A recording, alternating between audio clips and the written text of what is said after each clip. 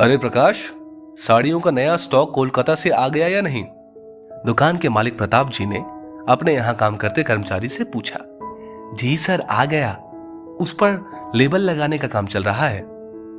तभी 22-23 वर्ष का युवक माधव दुकान में प्रवेश करता है। उसके हाथ में टिफिन बॉक्स भी था। ऐसा लग रहा था जैसे सीधा ऑफिस से दुकान आया है। आइए आइए, बैठिए। सेल्समैन ने उसे आदर के साथ बैठने को कहा। क्या दिखाएं, साड़ी, सूट या लहंगा?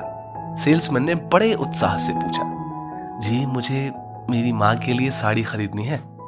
जी जरूर, दुकान में अभी अभी नया स्टॉक आया है, एकदम फ्रेश। अभी तो उसका लेबल भी नहीं लगा।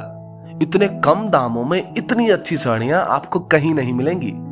सेल्समैन ने मीठी बातें करते हुए अपने सेल्समैन होने का सबूत दिया।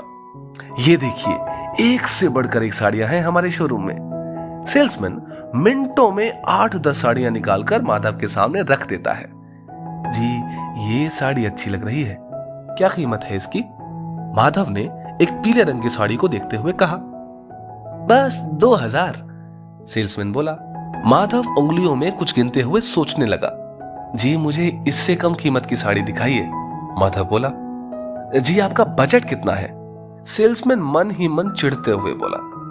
जी, 500-700 तक। माधव बोला। पहले ही बता देना चाहिए था ना अपना बजट। सेल्समैन मन ही मन बुदबुदाया। आप उंगलियों पे क्या हिसाब लगा रहे थे? सेल्समैन ने माधव से पूछा। जी, मेरे पिता का देहांत बचपन में हो गया था। मेरी माँ ने दूसरों के घर काम करके मेरी परवरिश की है।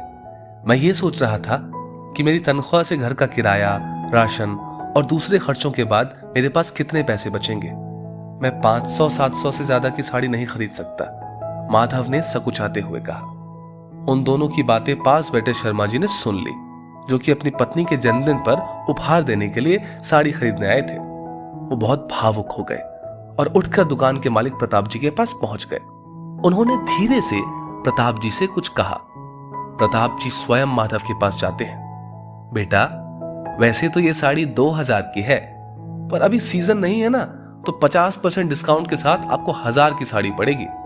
और हमारे दुकान में रोज लकी ड्रॉ चलता है। आप हमारी दुकान के आज के 21वें लकी ग्राहक हैं, इसीलिए आपको 25% डिस्काउंट और मिलेगा।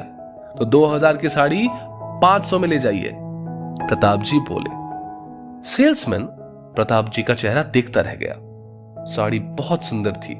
माधव की आंखों में गर्व की चमक आ गई और वो 500 रुपए चुकाकर साड़ी लेकर खुशी खुशी चला गया। प्रताप जी ने शर्मा जी से पूछा, आपने मुझे उस लड़के से ऐसा बोलने को क्यों कहा? हमारे यहां तो कोई स्कीम नहीं चल रही, और आप उस साड़ी के बाकी पैसे चुकाएंगे? आखिर क्यों? आप चाहते तो पूरा बिल चुकाकर लड़के को मुफ्त में साड़ी दे सकते थे। शर्मा जी बोले, दरअसल उस लड़के में मुझे मेरा भूतकाल दिखाई दिया। ऐसे ही मैंने अपना बचपन गुजारा है। मेरे पिता की असमय मृत्यु के बाद घर की सारी जिम्मेदारी मेरी मां पर आ गई थी। मैं और मेरी बहन तब छोटे थे। मेरे पिता की मृत्यु के बाद मेरी मां ने कभी कोई अच्छा, अपनी पसंद का महंगा कपड़ा नहीं पहना। अपने दिन रात की मेहनत की कमाई हमारी पढ़ाई लिखाई में लगा दी। हमेशा अपनी जरूरतों को अनदेखा करती रही। मेरे पास मां थी तो मैं कमाने लायक नहीं था। जब पैसे कमाने लायक बना तो मां चल बसी। शर्मा जी की आंखों से आंसू छलक उठे। मैं अपनी मां के लिए कुछ कर सकूं, मेरी ये इच्छा तो अधूरी रह गई, पर किसी और की मां को तो खुशी दे सकता हूं। और 500 रुपए उसे चुकाने के लिए इसीलिए कहा ताकि वो गर्व महसूस कर सके कि उसने अपनी तनख्वाह से अपनी मां के लिए उपहार स्वरूप साड़ी खरीदी। प्रताप जी और सेल्समैन सोचने लगे कि आज शर्मा जी की मां जहां भी होंगी, उन्हें दुआएं जरूर दे रही होंगी। इस स्टोरी को लेकर आपकी क्या राय है, नीचे कमेंट करके जरूर बताइएगा। और ऐसी ही और भी बेहतरीन वीडियोस के लिए हमारा पेज जरूर फॉलो करें। धन्यवाद।